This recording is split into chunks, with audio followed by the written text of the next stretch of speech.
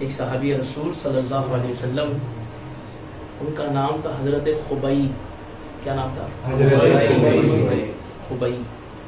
جب ہم لوگ کیا ہوتا ہے کہ ہم لوگ انڈینس ہیں تو اردو، فارسی، ہندی، مراٹھی، گجراتی، ملیالم سب تھوڑا سا، اور ہر لینگویج کے اندر آج تو وہ لوگ اس کو خبیب خبیب بھی بولنے لگ گئے. کسی کا نام بھی رہتا ہے خبیب، مگر وہ اصل لفظ ہے خبیب. جب حضور صلی اللہ علیہ وسلم مدینے میں ہجرت کے بعد پہنچ گئے تو ہجرت کے بعد میں رسول کریم صلی اللہ علیہ وسلم کے صحابہ اکرام جو پڑھے لکھے تھے، دین کی اچھی نالج رکھتے تھے، اسلام کی ایک بہترین نالج رکھتے تھے، ایسے صحابہ اکرام کو حضور صلی اللہ علیہ وسلم کے کبھی ایک، کبھی دو، کبھی ٹکڑی، یعنی 5-6 ایسے کبھی کر کے حضور صلی اللہ علیہ وسلم جو ہے وہ الگ الگ علاقوں میں جہاں لوگ نئے نئے مسلمان ہوئے وہاں پہ بھیج دیتے تھے. وہ وہاں جاتے تھے، کوئی مہینوں کے لیے جاتا تھا، کوئی سالوں کے لیے جاتا تھا، کوئی شفٹ ہو جاتا تھا. وہاں جا کے ان کا کام کیا ہوتا تھا کہ دین کو سکھانا.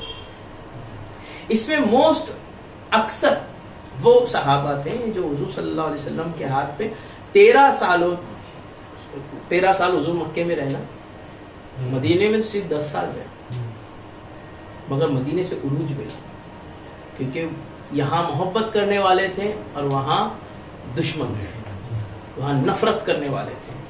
تو اسی لیے ہم بھی اپنے لیے اکثر محبت کا ماحول تلاش کریں، محبت میں نا، اور ایک دوسرے سے محبت کریں، کیونکہ محبت کا ماحول ہی ایک ایسا ماحول ہے جہاں جو آپ کو براڈ مائنڈیڈ بناتا ہے، جو آپ کو سوچنے سمجھنے کے قابل رکھتا ہے، جو آپ کو اچھا سوچنے کے لیے مجبور کرتا ہے. محبت ایک ایسی چیز ہے جو جہاں جس ماحول میں پائی جائے نا، وہ ماحول اور وہاں سے نکلے ہوئے لوگ بڑے اونچا جاتے ہیں، بڑے اعلیٰ مرتبے تک پہنچتے ہیں. ورنہ میں اس لیے کہہ رہا ہوں کہ آج کا جو ماحول ہے نا، ہمارے دوستوں کا، محلوں کا، یہاں تک کہ ہمارے اپنے گھروں کا، بڑا یا تناؤ والا بن گیا. آپس میں بہت جھگڑے، جو بہت فسادات ہوتے ہیں. جو میں نے اپنی آنکھوں سے دیکھے نا، کہ جو 5 لوگ 4 لوگ آپس میں آپ کو ہمیشہ گھومتے ہوئے نظر آتے ہیں، دوست ہیں، سچے دوست کہلاتے ہیں دوسروں کے سامنے، وہ جب پیچھے جاتے ہیں نا تو ان میں کہ ہر 2 دوسرے ایک کی برائی کر رہے ہوتے ہیں. مثلاً اگر میں یہ 4 ہم لوگ دوست ہیں مثال کے طور پہ، تو اب جب میں الگ ہوں گا تو میں کبھی ارباز کی برائی کر رہا ہوں، ٹھیک ہے، پھر کبھی ارباز الگ ہو گیا تو وہ میری برائی کر رہا ہے، کبھی یہ الگ ہو گیا تو ہم میں سے کسی کی برائی. تو یہ دوستوں میں تو کہیں وہ نفرتوں کا ماحول ہے. یہ وہ ماحول ہے جو آپ کو انہی ایک دوسرے کی مات میں گھیرے رکھتا ہے، آپ کے پیر پکڑے رکھتا ہے. یہ ہوتا ہے نفرت کا ماحول. آپ نہ دین میں نہ دنیا میں آپ عروج نہیں کر سکتے. سمجھ میں آ رہی بات؟ آپ کو عروج کرنا ہے تو محبت کا ماحول ضروری ہے. حضور نے 13 سالوں میں حضور کا اتنا نام نہیں ہو پایا، ان کے دین کا اتنا کام نہیں ہو پایا جو کہ مدینے میں 10 سال. یہاں محبت تھی، وہاں نفرت. اب ہم چوز کریں حضور کی سیرت کے اس حصے سے کہ ہم کو محبت کا ماحول چاہیے یا نفرت کا. دیکھیں تو اکثر وہ صحابی، وہ اصحاب جنہوں نے وہاں دین زیادہ سیکھ لیا تھا، حضور اکثر ان کو بیچتے تھے کیونکہ ان کو قرآن کا زیادہ حصہ یاد تھا، وہ حضور کے ساتھ رہے تھے تو زیادہ سیکھا تھا، وغیرہ وغیرہ وغیرہ. یا دوسرے جو حضور تک پہنچ کے وہاں پہ سیکھتے تھے تو جنہوں نے زیادہ سیکھا تھا ان کو بھیجتے تھے دور دور اور دین سکھانے کے لیے. ایک مرتبہ نا کچھ لوگ آئے حضور صلی اللہ علیہ وسلم کے پاس جو مکے اور مکہ سے، مدینے سے جب مکہ کی طرف نکلتے ہیں تو وہاں سے تھوڑا سا روٹ الگ ہو کے اصفہان نام کا ایک علاقہ تھا، بڑا مشہور تھا اس وقت. جیسا مدینہ مشہور تھا، مکہ مشہور تھا، ویسے اصفہان بھی اس درمیان کی ایک مشہور گھاٹی تھی، مشہور علاقہ تھا. اس کے قریب میں جو آبادیاں تھیں، ٹھیک ہے،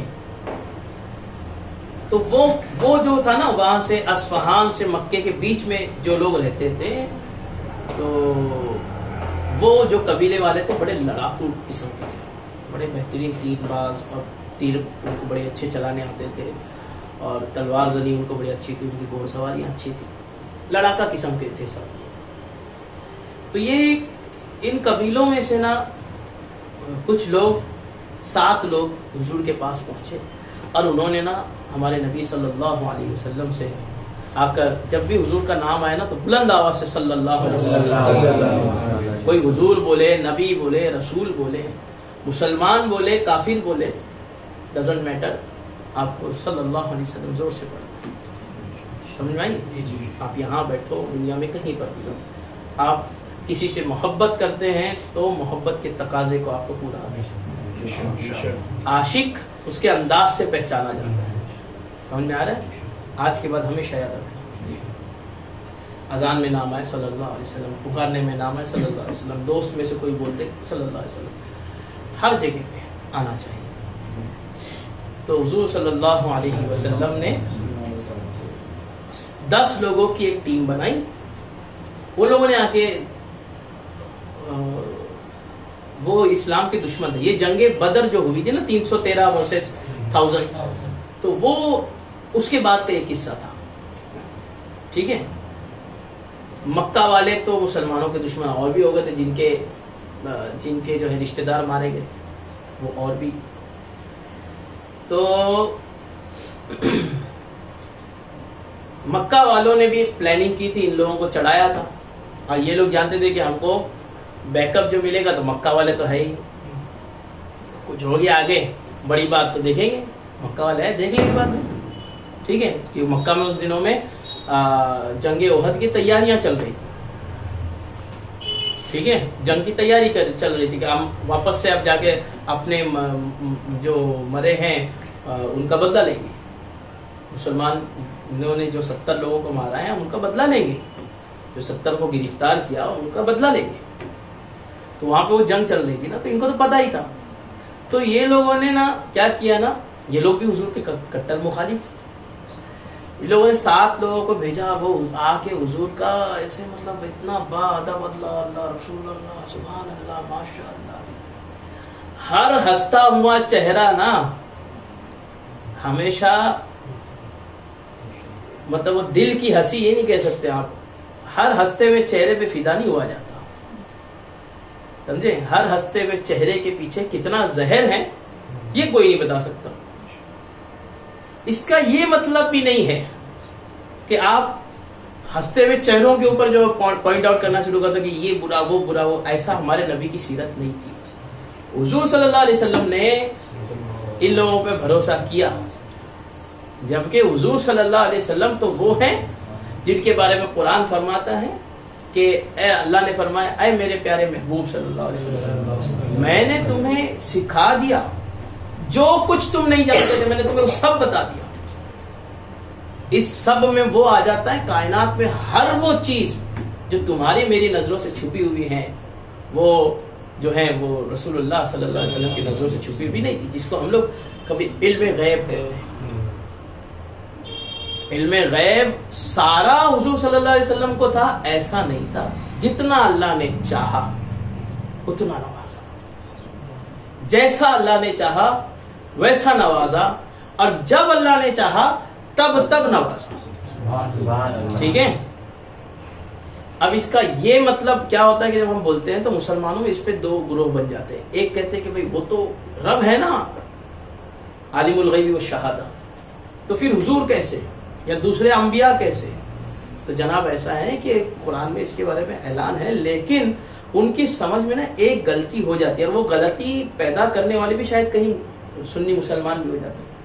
हमको जब हुजूर की बात की जाए ना, तो ये बताया जाए कि हुजूर सल्लल्लाहु अलैहि वसल्लम कायनात में सबसे पढ़े लिखे हैं, सबसे जानकार हैं, और अल्लाह ने उनको बहुत इल्म नवाजा, बहुत नवाजा, कायनात में सबसे ज्यादा इल्म नवाजा, कायनात में सबसे ज्यादा इल्म गैब से भी नवाजा। लेकिन अल्लाह रब्बुल इज्जत के सामने नबी का जो इल्म है उसका कोई सवाल ही नहीं है। वो रब है, ये बंदे हैं। हम क्या कहते हैं? अशहदु अल्ला इलाहा इल्लल्लाह वहदहु ला शरीका लहु व अशहदु अन्ना सय्यिदिना मुहम्मदन अब्दुहु मुहम्मदन अब्दुहु व रसूलुहु। समझे? मैं गवाही देता हूँ کہ اللہ کے سوا کوئی معبود نہیں، وحدہ، وہ تنہا اکیلا ہے، لا شریک، اس کا کوئی شریک نہیں، نہ دوست کا مطلب وہ جو نہیں کہ جو ساتھ بیٹھ کے ایک جیسے والے، میں بھی انسان ہوں تو وہ بھی انسان ہے تو اس ٹائپ کا، نہ اس ٹائپ کا کوئی دوست، نہ کوئی ساتھی، نہ بیوی، نہ بچے، نہ والدہ، نہ والد، نہ نانا، نہ نانی، کوئی نہیں اس جیسا، کوئی نہیں، لا شریک لہ، واشہد ان، اور میں یہ بھی گواہی دیتا ہوں کیا، محمدن، کہ محمد صلی اللہ علیہ وسلم، محمدن عبدہ، رسول کہنے سے پہلے ہم کیا کہتے ہیں، عبدہ، ہاں، میں گواہی دیتا ہوں کہ محمد صلی اللہ علیہ وسلم تیرے بندہ خاص ہے، وَرَسُولُهُ، اور تیرے خاص رسول ہے۔ سمجھ میں آ رہا ہے؟ تمام رسولوں میں سب سے خاص رسول اور تمام بندوں میں سب سے خاص بندے، تو پہلے ہم بندے کا تذکرہ کرتے ہیں، کیوں؟ کوئی بھول کر بھی، جیسے عیسیٰ علیہ السلام کو ان کے چاہنے والوں نے رب کے بیٹے کر کے پکارنے لگے اور شریک کر دیے، کوئی بھول کر بھی محمد صلی اللہ علیہ وسلم کو خدا کے نزدیک تک نہ لے گئے، یعنی خدائی والے معاملات میں۔ اسی لیے حضور صلی اللہ علیہ وسلم کو بھی سجدہ شریعت میں حرام ہے، مزاروں پہ تو اور بات ہے، بالکل نہ، شریعت میں اس کی کوئی، سمجھ میں آ رہے؟ والدہ کی یا اساتذہ کی جو زندہ ہوں ان کے قدم بوسی اگر آپ کر لیتے ہیں تو اس کی اجازت ہے، صحابہ نے رسول اللہ صلی اللہ علیہ وسلم کے پیروں کو چوما ہے، تو کوئی بڑے عالم ہے، کوئی بڑے شیخ ہے، اب آپ کی خود کی والدہ ہے جو ولیوں سے بڑے مرتبے کے لیے، آپ کے لیے والد صاحب ہیں جو ولیوں سے بڑے مرتبے والے، اگرچہ وہ گالیاں دیتے ہو، اگرچہ وہ سگریٹ پینے والے ہو، اگرچہ وہ نماز نہ پڑھنے والے ہو، لیکن آپ کے لیے آپ کے والد، آپ کے والدہ کی دعائیں ولیوں سے بڑھ کر ہوتی ہیں۔ یہ جو یہاں وہاں بھاگ رہے دنیا کا، دعا میں یاد رکھنا، دعا میں یاد رکھنا، دعا میں، فلمی ڈائلگ ہو گیا نا، تو آپ سب بول رہے ہیں دعا میں یاد رکھنا، لیکن جناب کبھی اپنے والد، کبھی اپنے والدہ کو بول کے دیکھو، آپ کا کیسا بھی کام پھنسا ہوا اللہ تعالیٰ پار لگا دے گا، کیونکہ ولیوں سے بڑھ کر ان کی دعائیں آپ کے لیے۔ اسی طریقے سے جیسے ماں باپ کی دعا اولاد کے لیے ولیوں سے بڑھ کے ہے نا، اسی طرح بیوی کے لیے شوہر کی دعا ولیوں سے بڑھ کر ہے، یاد رکھنا یہ بات، ٹھیک ہے؟ اب دیکھیں کہ رسول اللہ صلی اللہ علیہ وسلم نے امت کو یہ سبق دینا تھا نا، ورنہ تو ان کو تو اللہ نے سب کچھ غیب بھی دے کے رکھا ہے، پھر بھی حضور علیہ السلام نے ان پہ بھروسہ کیا کہ پوری رہتی دنیا کو بتانا تھا کہ ہر کسی پہ جو آج کل پوائنٹ آؤٹ کیا جا رہا نا، یہ سبق اس زمانے سے حضور نے دے دیا کہ نہیں، اگر کوئی خوشحال نظر آ رہا ہے تو اس کو مانو۔ وہ ہے نا کہ آج کل دو چہرے والا، کسی کو یہ بول دینا، دوگلا بولتے رہنا، ارے آستین کا سانپ ہے، ارے یہ ہاتھ آگے سے ملتا ہے پیچھے سے کھنجر گھونپ دیتا ہے، یہ ساری باتیں جو ہے نا ایک لمیٹیشن تک ٹھیک ہے کسی کے بارے میں، لیکن آج دنیا ایسی ہوگی نا، ہر کوئی ایک دوسرے سگا بھائی سگے بھائی کو اس طرح کا بولنے لگا ہے آج کل، سمجھیں؟ اور یہاں رسول اللہ کی سیرت دیکھو کہ سب کچھ پتا ہوتے ہوئے بھی پوری دنیا کا رسول اللہ صلی اللہ علیہ وسلم نے جو ہے وہ سبق دیا ہے، کیا غیر بھی آیا جائے نا تو اس پہ بھروسہ کرو۔ انہوں نے آ کر نا حضور صلی اللہ علیہ وسلم کے نا ہاتھ پہ اسلام قبول کرنے کا بہانہ کیا اور اسلام قبول کیا، کہنے لگے کہ ہم چونکہ اب مسلمان ہو گئے تو، اور ہمارے قبیلے میں بہت سارے لوگ مسلمان ہونا چاہتے ہیں، آپ ایسا کریں کہ ایک ٹولی کو ہمارے ساتھ بھیجیں، ایک گروپ کو ہمارے ساتھ بھیجیں، آپ کی ٹولی جو علم اور فضل میں کمال رکھتی ہوگی اس کو آپ ساتھ بھیجیں، تو وہ جب وہاں آئے گی تو وہ سب لوگ اسلام قبول کریں گے، وہ ایمان کو سیکھیں گے، اور جو نہیں بھی قبول کریں گے تو وہ دین سیکھیں گے، اور آہستہ آہستہ جب ان کو سمجھ آ جائے گا کہ اسلام حق ہے تو وہ بھی قبول کر لیں گے۔ حالانکہ یہ سب فراڈ باتیں تھی۔ حضور صلی اللہ علیہ وسلم نے نا 10 لوگوں کو تیار کیا جو جنگ کرنے میں بھی ماہر تھے، لیکن ماشاءاللہ علم و فضل میں بھی کمال رکھتے تھے، قرآن میں بھی اچھے حافظ تھے، مطلب ماشاءاللہ قرآن بھی مطلب ان کو اچھا خاصا یاد تھا۔ تو حضور صلی اللہ علیہ وسلم نے 10 لوگوں کو روانہ کیا کہ تم لوگ جاؤ، چند مہینے وہاں رہو، ان کو سب کو سکھاؤ۔ یہ لوگ آئے، آ کے نا انہوں نے، یہ لوگ جب نکلے ہیں تو یہ 7 لوگ ان کو لے کر اصفہان کے جب قریب میں پہنچے، تو اصفہان کے قریب میں ایک ٹیلا تھا. ٹیلا سمجھتا ہے کیا؟ چڑان نہیں، اس کو کیا بولتے ہیں ہم لوگ؟ ایک حصہ ہوتا ہے جو ایسا تھوڑا اونچا ہوتا ہے، ٹھیک ہے، پھر اونچی ایک مطلب ایک چھوٹی پہاڑی بول لو یار، چھوٹی سی پہاڑی نما ہوتا ہے نا، اس کو ٹیلا بولتے. تو یہ ٹیلے کے قریب میں ہی پہنچے تھے کہ ان کے اوپر قریباً 200 لوگوں نے تیروں کی برسات کر دی. نہیں، پہلے تلوار لے کے آگے آئے. تو یہ 10 لوگ تھے نا، انہوں نے پہلے تلوار سونتی. جب وہ 7 لوگوں نے تلوار سونتی اور پیچھے سے کچھ لوگ آئے تلوار نکال کے، تو ان لوگوں نے بھی سونت لیے. لیکن ابھی لڑائی کے 2-4 تلواریں ہی ایک دوسرے سے ٹکرائی اور کھنکی ہوگی کہ وہاں سے اتنے سارے لوگ چاروں طرف سے نکلے تو یہ بھاگے. یہ 10 صحابہ اکرام ہمارے نبی کے بھاگے اور ٹیلے پہ چڑھے اور ٹیلے کی اوٹ لی. تو اب پتا، اب وہاں سے وہ لوگ بھی جو ہے تیر برسا رہے نا، سمجھے کہ نہیں؟ جو قریب آنا چاہ رہے تو سیلف ڈیفینس میں ان لوگوں نے تیر برسائے. تو جو قریب آتا تو اس کو تیر سے مار دیتے تاکہ ڈر کے پیچھے ہو جائے. اب ان لوگوں نے کیا کہ پیچھے ہو گئے اور تیر کی بوچھار کر دی چاروں جانب سے. ان تیروں سے لگ بھگ ایک کے بعد ایک 7 لوگ شہید ہوئے. 7 لوگ شہید ہوئے. ان 10 جانے والوں میں ایک صحابی رسول حضرت خبیب بھی تھے، حضور کے بڑے پکے عاشق تھے، مدینے سے گئے تھے. اور ایک صحابی تھے حضرت زید، اور ایک صحابی تھے اب ان کا مجھے نام نہیں یاد آ رہا. تو جو 3 بچے، 7 کا انتقال ہوا، شہید ہوئے، 3 بچے. تو یہ لوگ قریب آئے اور اس زمانے کے رواج کے حساب سے ان لوگوں نے اپنی جو رسی تھی اس کے اوپر بندھی ہوئی، کیا کہتے ہیں اس کو، تیر ترکش جو ہوتا ہے تیر چلانے کے لیے، ترکمان. ہاں، تو ترکمان میں سے ان لوگوں نے وہ کھولا، رسی کھولی اور ان کو باندھنا چاہا. چلو، تو اور یہ لوگ بھی زخمی تھے کہ اب ان کو لے کے جائیں گے، بعد میں سوچتے کیا کرنا ہے. تو جب لے کے جانے کے لیے یہ لوگ نکلے تو ایک نے جو ہے دو کے ہاتھ باندھے گئے اور ایک نے جو ہے وہ پھر سے مزاحمت کی اور تلوار سونپنی چاہی، تو پھر ان کو بھی انہوں نے قتل کر دیا. 2 کو باندھ لیا گیا تھا تو ان کے ہاتھ پیر باندھے گئے، ان کو لے جایا گیا.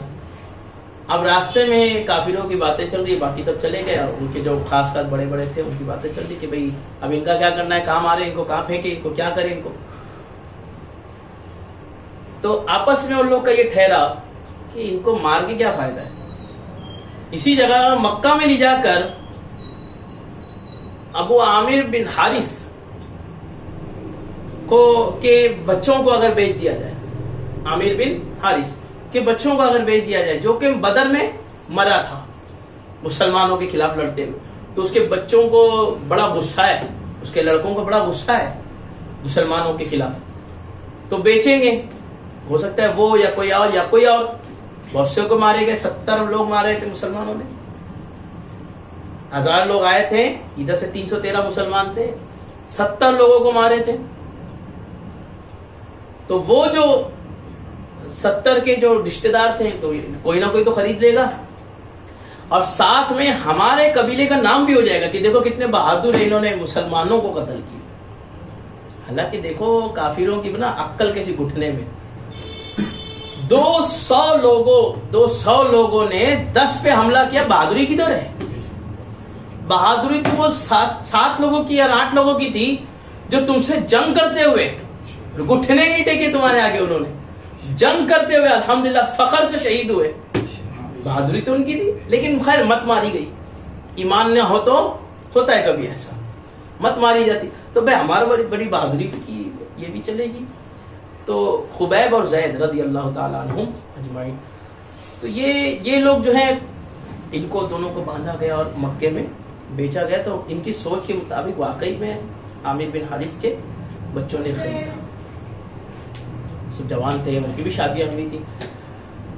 تو اس کے ان لوگوں نے نا، اچھا وہ اس وقت میں نا مکہ والے جو تھے نا، وہ بھلے اس زمانے کے حساب کے، مگر रिलीजियसली वो लोग थोड़े से बाकी कबीलों से ठीक ठाक थे।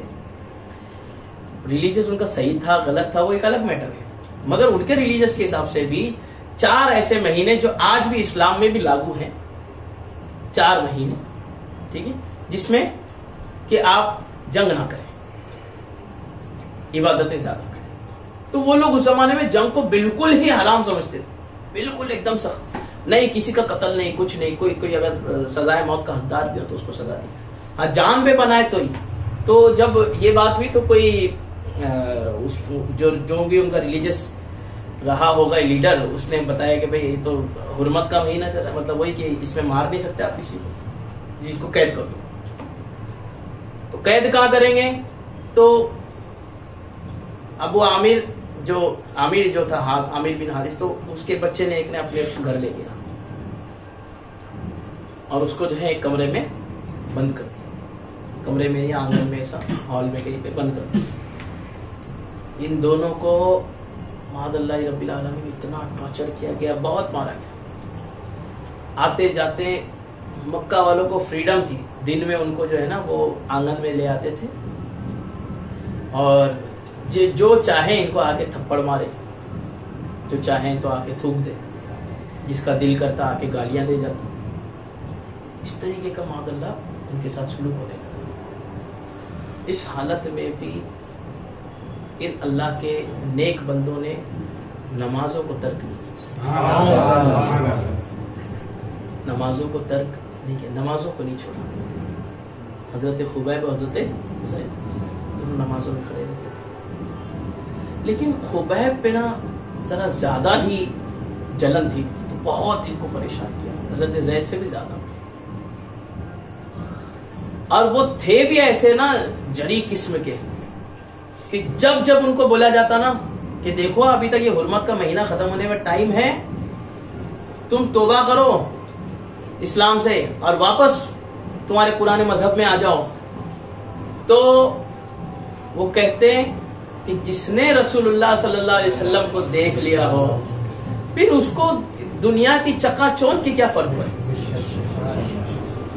वो कहते हैं कि भाई तुमको खाना नहीं दिया जाएगा, वो कहते हैं कि अल्लाह अपने नूर से मेरा पेट भर देगा। आज भी ये एक बात बताता हूं आपको, जब आप खाने के लिए बैठो ना, तो जब जब याद आए ना, या तो आप हर निवाले पे या नूरू कह के खाना खाए, इंशाल्लाह वो खाना आपके पेट में नूर की कैफियत लेगा और आपकी रूह को पाक करेगा और आपका दिल इबादतों की तरफ लगेगा। या नूर। काफिरों ने जब कहा कि आपको खाना नहीं देगा, इन्होंने कहा रब मेरा पेट नूर से भर देगा। काफिरों ने जब जब इनको बेइज्जत किया, इन्होंने कहा बेशक इज्जत तो वो है जो रब देता है, और बेशक जलील वो है जिसे रब जलील करता है। तो अल्लाह ने मुझे अब से लेके कयामत तक के लिए इज्जतदारों में बना दिया है, तुम मुझे जलील नहीं कर सकते। तुम मुझे ये जज्बा देखो इस्लाम का, हमको ऐसी मिल गया है ना दीन, पैदा हम दीन में हो गए ना, तो कदर नहीं। वो जिन्होंने मेहनतों से मशक्कतों से लड़ के भिड़ के ईमान को हासिल किया ना, उनको इसकी कदर जरा। इतने दिनों तक परेशान किया गया, उनको मारा गया, और सबको पता था कि ये रुके किस लिए हैं, इनको क्या एक ही कंडीशन थी इनकी छूटने की कि अपने दीन में वापस हो जाते। इन्होंने मना कर दिया और हमेशा से मना करते। हजरत ज़ैद ने ही मना किया हमेशा, पर इनके ऊपर कुछ ज्यादा जुल्म होता था। और इनके हालात की खबर रूहानी तौर पे गैब जानने वाले रसूल सल्लल्लाहु अलैहि वसल्लम को उस वक्त में, यानी उस वक्त में इस्लाम इतना, अब वहाँ पता था कि वहाँ जंग की तैयारियां चल रही है, तो हुजूर भी यहाँ पे एक्टिव थे, मतलब अपने को कुछ करना है। और यही हुआ ना कि हुजूर की मेहनतें रंग लाए। 1000 लोगों ने 10,000 लोगों पर फतेह हासिल की ना बात में। तो हुजूर सल्लल्लाहु अलैहि वसल्लम को खबरें भी थी, हुजूर उनके लिए दुआएं भी किया करते थे। اپنی محفل میں کبھی تذکرہ بھی کیا کرتے تھے. ایک مرتبہ تو اچھا ایسے وقت میں بھی نا جب پریشانیوں کا ماحول ہو اس وقت میں بھی مسلمان ہوتا ہے. وہ اپنے اصولوں سے پھرتا نہیں ہے, اپنے اصولوں سے روگردانی غداری نہیں کرتا. وہ مسلمان کہاں ہے ہمارے جیسے؟ ہم کو کیا مسلمان کہنا چاہیے؟ ہم کو مومن کہنا چاہیے. ہمارے ایمان کا یہ حالت ہے, ایمان کی یہ حالت ہے کہ ہم لوگ اگر رات سوتے ہیں تو ہمارے لیے تو رب کے فرامین سے زیادہ, اس کے حکم سے زیادہ ہمارے لیے نیند ہے. نیند کیا, ہم تو جاگے ہوں تو یہاں چوراہوں پہ بیٹھے ہوئے مل جائیں گے, ہم گیم میں پڑے ہوئے مل جائیں گے, کھیلتے ہوئے مل جائیں گے, کھاتے پیتے ہوئے مل جائیں گے, گھومتے ہوئے مل جائیں گے. اذان کی آواز پوری دنیا میں کہیں پہ بھی آپ چلے جائیں ماشاءاللہ آپ کے کانوں میں ٹکراتی ہے کہیں نہ کہیں کی آواز, لیکن ہم مسجد کو جانے تیار نہیں ہے. پھر کہہ رہے ہم مسلمان. اور یہ ہیں حضرت خبیب جن کی ہم بات سن رہے ہیں, حضرت زید, کہ ان حالات میں بھی انہوں نے نمازوں کو ترک ہونے نہیں دیا. وضو کو پانی میسر نہیں ہے, ہاتھ بندھے ہوتے تو ہاتھ بندھے ہوئے سے جیسے تیسے تیمم کرتے اور نماز کے لیے کھڑے ہو جاتے. کئی دنوں سے غسل کو پانی میسر نہیں ہے لیکن اس کے باوجود بھی ان کی نماز قضا.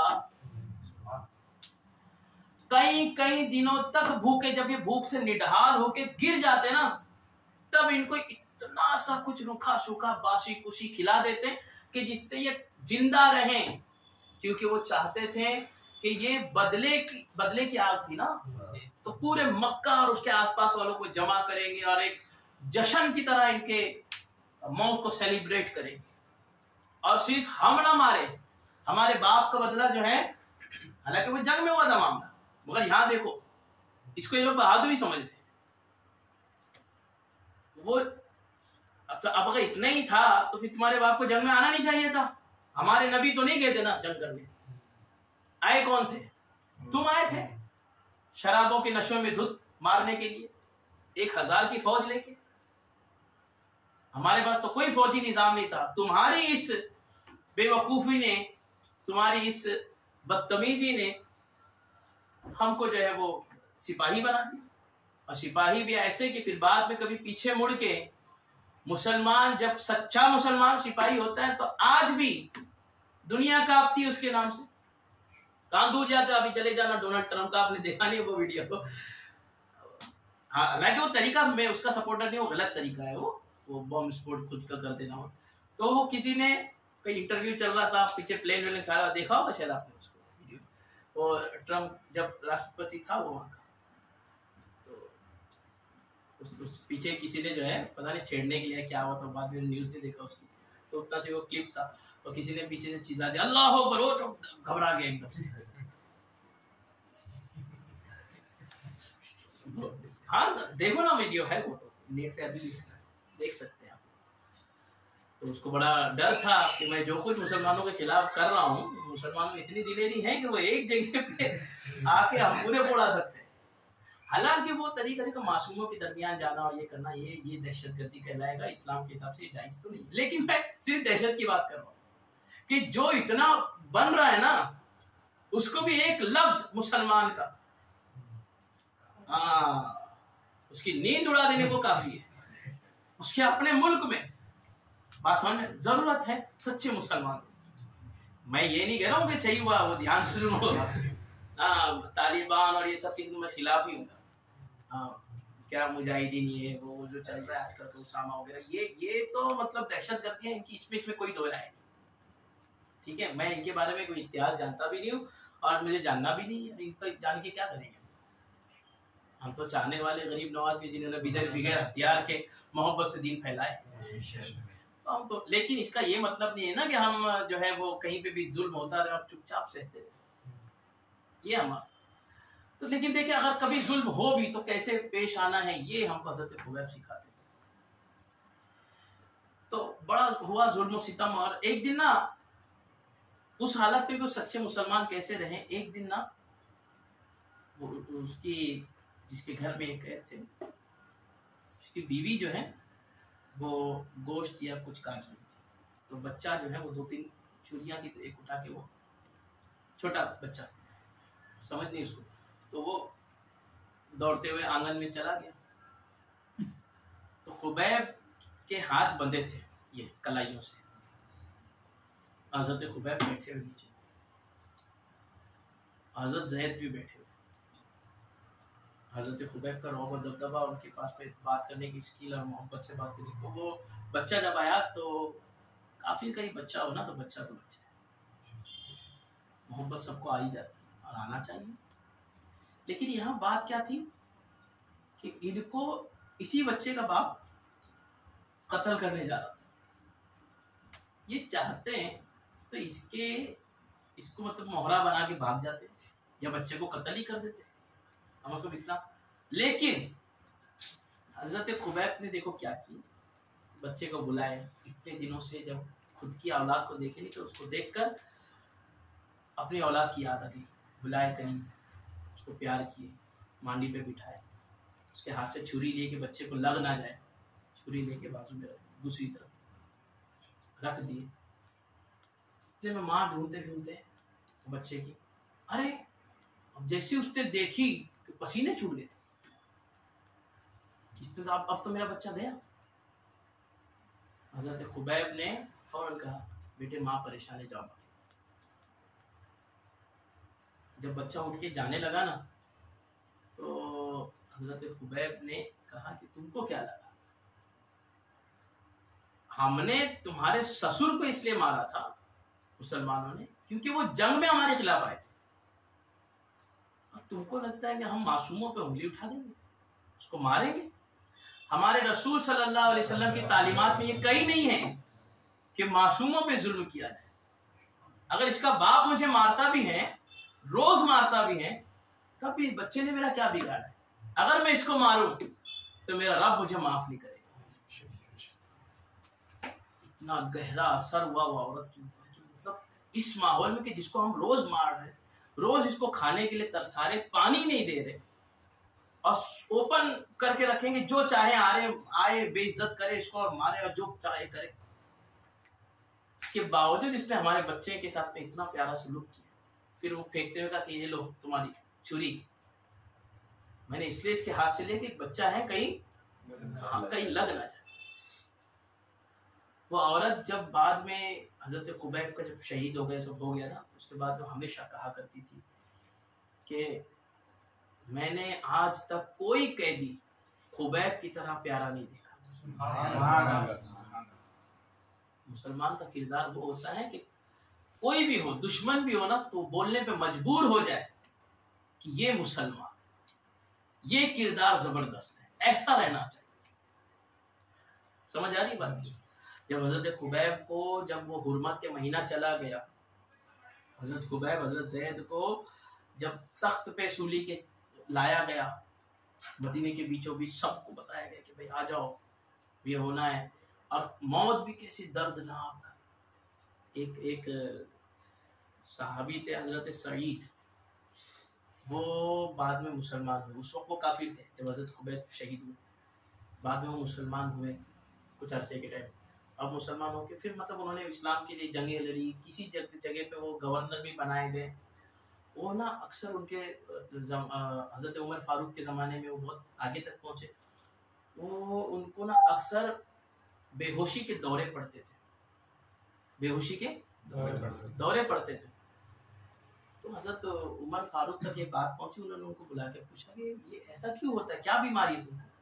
तो कहने लगे कोई बीमारी नहीं है, मैंने खुबैब को शहीद होते हुए वो जो दर्दनाक अंजाम में उसको रखा गया, वो जो दर्द के साथ उसको शहीद किया गया, उसको देखने के बाद से मुझे बेहोशी की बीमारी, मुझे जब जब खुबैब मेरे जहन के ऊपर सवार हो जाता है, उसकी याद आती है और बहुत ज्यादा मैं उसमें डूब जाता हूँ, तो मैं बेहोश हो जाता हूँ। पूरी जिंदगी हजरत सईद का वो मामला रहा, क्या खतरनाक अंदाज में उनको शहीद किया हजरत खुबैब को। कहते जब सूली पे लाया गया ना, तो उनको मौत के लिए सूली पे टंगाया नहीं गया, उनके हाथ और पैर बांधे गए और पूरे मक्का, मतलब उस वक्त जितने बाजार में बुलाए गए थे उन सबको भाले दिए गए थे, भाले और लंबी लंबी तलवारें, जिसकी खुद की थी वो खुद लाए, जिसकी वजह नहीं थी उसको दी गई कि इनको آر پار نہیں کرنا ہے. مارو پھاڑ دو، مارو پھاڑ دو، پورے جسم سے خون بہنے دو، خون بہ کے مرنے چاہیے. تم سمجھتے ہو کہ اسلام کے لیے 1 گھنٹہ آ کے بیٹھ گئے، جمعہ کی نماز پڑھ لیے، تو اس کے بعد ہم نے تھوڑا سے اس سے پہلے یا اس کے بعد میں تھوڑے سے درود پڑھ لیے، تھوڑی سی نمازیں اور پڑھ لی، تو ہم سمجھ ہم نے کیا کچھ کر دیا اسلام کے لیے. او ہو اسلام تو ہم نے ہی بچایا ہے. کبھی اسلام کے لیے ایک آدھ جگہ پہ منہ کھولنا پڑ گیا جبکہ آپ پورے لوگ آپ کے ساتھ میں ہیں، تب آپ سمجھ رہے کہ آپ نے ہی اسلام کو بچایا. یہ شیطان کے دھوکے ہیں، ورنہ بچایا تو ایسے لوگوں نے تھا. سولی پہ چڑھ کے پتا ہے سولی پہ چڑھنے کے بعد حضرت خبیب کا کیا حال تھا؟ وہ پوچھتے ہیں نا کیا کوئی آخری خواہش، ان سے پوچھا گیا کوئی آخری خواہش؟ کہنے لگا ہاں. کیا خواہش ہے؟ کہنے لگا مجھے میرے رب کے آگے 2 رکعت نماز پڑھنی، مجھے میرے اللہ کے آگے 2 رکعت نماز پڑھنی. حضرت خبیب نے جلدی جلدی سے 2 رکعت سولی پہ، مطلب پورا تخت ہے نا، سب پورا مکہ دیکھ رہے ہیں، وہاں انہوں نے نماز پڑھی، کافروں کے ہجوم کے سب اس پہ ہنس رہے ہیں لوگ. کفار ان کا مذاق اڑا رہے ہیں، وہ رکوع کر رہے ہیں مذاق اڑا رہے ہیں، وہ سجدے میں مذاق اڑا رہے ہیں. تم پہ کون ہنسنے والا ہے یار؟ پھر بھی کیوں مسجد میں بھاگے ہو؟ کیوں تم اپنے رب سے غداری پہ تلے ہو؟ کیا ہے ایسا؟ کیوں ہم لوگ بھاگ رہے ہیں؟ کوئی ہوش ہی نہیں رہ گیا. سامنے موت ہے، موت بھی اتنی دردناک ہے، ان کو پتا بھی ہے. اور یاد رکھنا یہ وہ موت ہے جو پورے جنگ کا بدلہ لینے کے لیے 2 آدمی کھڑے ہیں، ان سے بدلہ ہونا ہے پورے جنگ کا. تو کیا ہر ایک کے اندر جو درد تھا اپنے اپنے رشتہ داروں کا، اپنے باپ کو، اپنے بھائی کو، اپنے بیٹے کو کھونے کا، وہ سب وہاں موجود تھے. یہ سب کے چہرے سامنے. اس کے علاوہ انوائٹ کر کے مکے کے باہر کے لوگ بھی بلائے گئے، ان کو بھالے دیے گئے، مارو ان کو. اب موت بھی ایسی دردناک اعلان کر دیا گیا. اس کے بعد بندہ کیا کہہ رہا ہے؟ مجھے اپنے رب کے آگے جھک لینے تو 2 رکعت نماز. آخری خواہش تھی تو مان لیے، 2 رکعت نماز جلدی جلدی پڑھی. کسی نے ہنستے ہوئے کہا، کسی کافر نے، خبیب یہ تو مسلمانوں کی نماز ہے، یہ تیری میری نماز کا حال بتا میرے کو ذرا. تو بندہ ہے اس رب کا، مجھے بتا کہ تیری نماز کتنے منٹ کی؟ اس وقت میں منٹ نہیں تھے. آج آدھا منٹ آپ کی 1 رکعت، 1 منٹ 2 رکعت کمپلیٹ، جس میں آپ کو کھڑے ہو کے نیت بھی کرنی ہے، ہاتھ بھی باندھنا ہے، پڑھنا بھی ہے، رکوع میں بھی جانا ہے، اس پہ تسبیح بھی پڑھنی ہے، کھڑے بھی ہونا ہے، اس پہ دعا بھی پڑھنی ہے، اس کے بعد سجدے میں جانا، اس میں تسبیح پڑھنی ہے، پھر بیٹھنا ہے، اس میں دعا پڑھنی ہے، پھر سجدہ کرنا، اس میں تسبیح پڑھنی ہے. ایسے کر کے 2 رکعت، اس کے بعد میں تحیات، اس کے بعد میں درود، اس کے بعد میں دعائے معصورہ، پھر اس کے بعد سلام پھیرنا، سب ملا کے 1 سے 1.25 منٹ میں کیسے ہو گئی یار؟ کہاں نکل گئے ہم لوگ؟ حضرت خبیب نے اپنی زندگی میں وہ 1 نماز، صرف وہ 1 نماز جلدی ماضی میں پڑھی، جلدی بازی میں جلدی پڑھی. کفاروں میں کوئی ہنسا، کہنے لگا ہم نے تو تمہاری نماز کی بڑی تعریفیں سنی تھی کہ مسلمانوں کی نماز، اب تم یہ نماز پڑھ رہے ہو اتنی جلدی. ہم کو تو کچھ خاص بات نظر نہیں آئی اس میں. خبیب کہنے لگے اگر میں ویسے پڑھتا جیسا میرے نبی نے سکھائی ہے، جیسا کہ میں نبی کے سامنے پڑھتا آرام سے دل لگی کے ساتھ، تو تم کفار جو اتنے سارے میرے رکوع پہ، میرے سجدوں پر ہنس رہے تھے، پھر تم یہ بات بھی بناتے کہ خبیب ڈرا ہوا ہے، دیکھو آرام سے پڑھ رہے ہیں موت کے ڈر سے. اور یاد رکھنا میں مومن ہوں، میں مسلمان ہوں، موت سے ڈرتا نہیں، اگر وہ موت اللہ کی راہ میں آ رہی، موت سے ڈرتا نہیں. حضرت خبیب، حضرت زید نے 2 رکعت نماز پڑھی. ان کو باندھ دیا گیا ہاتھ اور پیروں سے، ہر جگہ پہ مارا گیا. جب مارا جا رہا تھا، حضرت خبیب کبھی قرآن پڑھتے تھے، کبھی عربی کے اشعار پڑھتے تھے،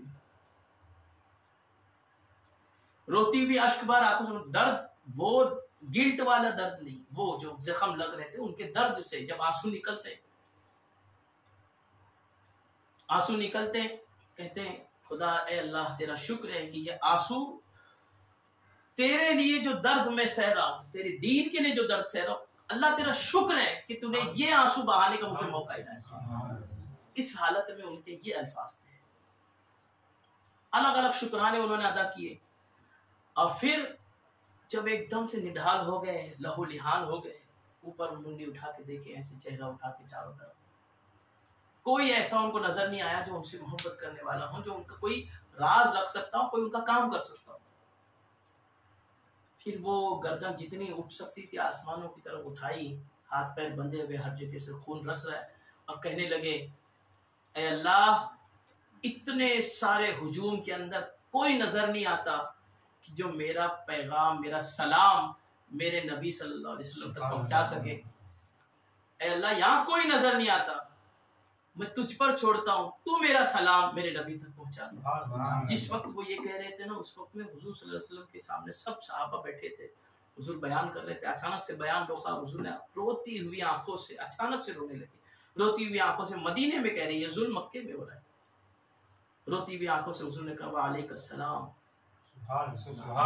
وعلیک السلام۔ صحابہ نے پوچھا یا رسول اللہ آپ رو کیوں رہے ہیں، سلام کا جواب کس کو، کوئی فرشتہ آیا؟ کہنے لگے نہیں، میرے رب نے میرے خبیب کا سلام مجھ تک پہنچایا، وہ اس وقت موت کے کگار پہ ہے، اس کا محبت بھرا سلام مجھ تک۔ حضرت خبیب روتے روتے انہوں نے حضور کو سلام عرض کی، روتے روتے اللہ کی بارگاہ میں مناجات کر رہے تھے، دعائیں کر رہے تھے، اور ایسی حالت میں حضرت زید کا پہلے ان کی شہادت ہوئی۔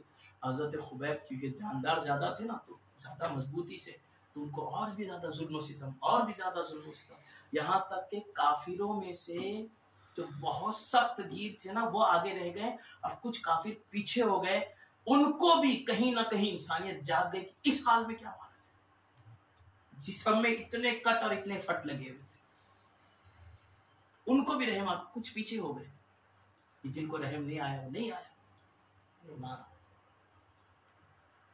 انہوں نے مارا۔ اور سب بالکل اخیر میں جملہ یاد رکھنا، اب جو بول رہا نا وہ سنو، اب جو بول رہا وہ سنو، کبھی کوئی اٹھ کے حضور کی برائی، کبھی کوئی اٹھ کے حضور کی برائی، وہاں پہ تو حضور کی گستاخی کا پہلو بھی نہیں تھا، مطلب گستاخی نہیں تھی، ڈائریکٹ کوئی بہت زیادہ بدتمیزی کے الفاظ بھی استعمال کیے گئے تھے۔ کسی نے کہا کافروں میں سے خبیب کا مذاق اڑانے کے لیے کہ خبیب، آپس میں بات کر رہے ہیں کہ خبیب کو نا اب ریلائز ہو رہا ہوگا، اب اس کو احساس ہو رہا ہوگا کہ کاش اس نے، کیونکہ اتنے جسم سے خون بہ گئے، اتنا نڈھال ہے نا، اب اس کو لگ رہا ہوگا اتنے ظلم کے بعد کہ کاش میں محمد کا کلمہ نہ پڑھتا معاذ اللہ، اور محمد یہاں پہ اس کی جگہ پہ کھڑے ہوتے۔ کیوں خبیب؟ ایسا ہی ہے نا۔ تو خبیب اس حالت میں، جبکہ ان کے الفاظ صحیح سے ادا نہیں ہو پا رہے تھے، آواز لڑکھڑا چکی تھی کمزوری سے، اس حالت میں جذبے میں آ گئے، جذبے میں آئے اور کہنے لگے میرے نبی تو وہ نبی ہیں جن کے تلووں میں اگر ایک کانٹا چبھ جائے نا تو خبیب جیسے 1000 کی جان پہ قربان ہو،